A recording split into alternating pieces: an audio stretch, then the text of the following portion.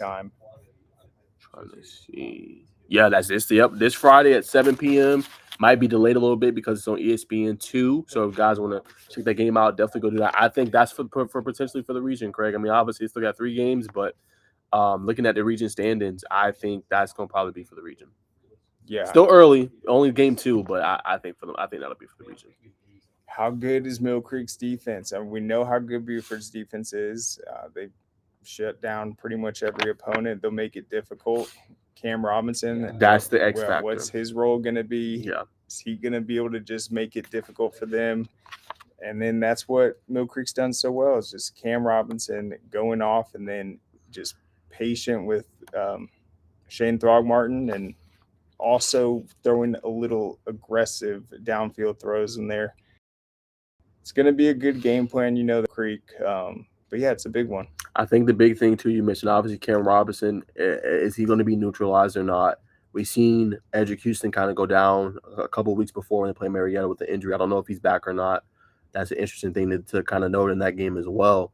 And also, Matrice Dillard also had an injury in that as 3-star committed to Vanderbilt. So that's another player that was hurt for the defensive front. So that's important for pressure and running the football. So we'll see if they're back in that game. We'll find out.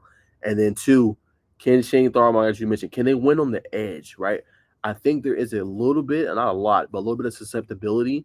Not KJ Bolden, not Deshaun White, but on that kind of safety, that corner range, I think their linebackers are elite. Defensive front's elite. But I think if you can win with Trajan Greco and your receivers and you can win on the outside, kind of run some play action, you got to like how you feel. And as you mentioned, he's going to come up with a game plan for it to be good. So I think that's the important part to look. The wide receivers versus the DBs of Buford, can they win consistently in that game? I think that would be the true test. 100%. And then it seems crazy to point this out as a major factor when there's this many good athletes, but I think special huge. Oh, for sure.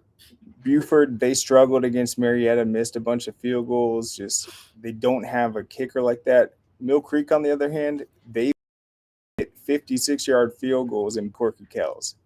That's a huge advantage in a game like this. Yes, 100% agree with you, Craig. I mean, field position, getting the ball to the playmakers and special teams. How big will that be? Can they pin Buford into their own end zone, make their offense go the length of the field? I mean, you bring up some great points. So special teams is going to be a key factor. How successful each team will be. Can Mill Creek have those shorter fields down the field as well in kind of their return game? So all those are key factors. Yeah, no, they're the real deal in special teams. But yeah, what a game that's going to be. Both coming off a bye. Buford undefeated, number 1 ranked team out of Georgia. This would be